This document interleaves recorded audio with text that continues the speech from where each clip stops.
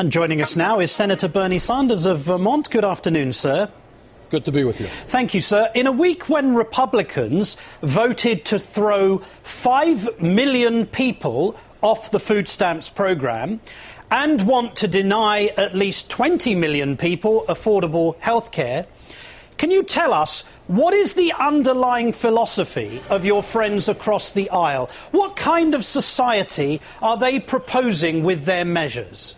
Martin, that is an excellent question and one that is not asked too often. Today it is trying to defeat Obamacare, throwing millions of elderly people and children and working families off of food stamps. But it is important to understand what their real agenda is.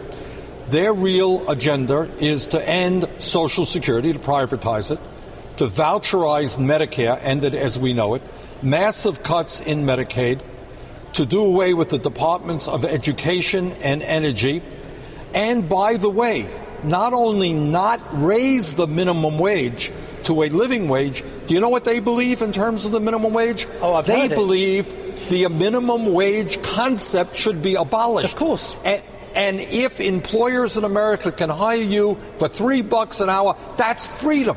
Yeah. So you have the freedom to work for $3 an hour, the freedom not to have any health insurance, the freedom not to deal with global warming. That's their definition of freedom. Well, you see, the thing is, sir, we keep being told that the food stamps programme has to be slashed because it's being exploited by feckless freeloaders and fraudsters. But what about 3/4 of households receiving SNAP benefits either have a child, an elderly person or a disabled person? And now the Centre on Budget and Policy Priorities reports that the House GOP's bill could deny benefits to about 170,000 veterans. Now, you chair the Veterans Affairs Committee. I mean, can you describe what may happen if these men and women are simply tossed off food stamps? Look, in terms of veterans' issues, we sent people to Iraq and Afghanistan. They gave up their employment back home. They come back. We're living in the midst of a very high unemployment era. They're searching for jobs. Food stamps, in many cases, are the lifeline. It's how they feed themselves, how they feed their families. Take those people off of food stamps, those families are going to be living hand to mouth, and they're going to be in desperate shape. But, sir, Republicans say they're all fraudsters. This whole programme is riddled with fraud. They say that there are surfers throughout the country who are basically using food stamps to exploit the goodwill of Americans, and what needs to happen is that the whole programme needs to be slashed. Right. Well, Martin, look, that is what... Here's where they come from. They are funded in a significant way by billionaires like the Koch brothers, who want more tax breaks for the rich and for corporate America.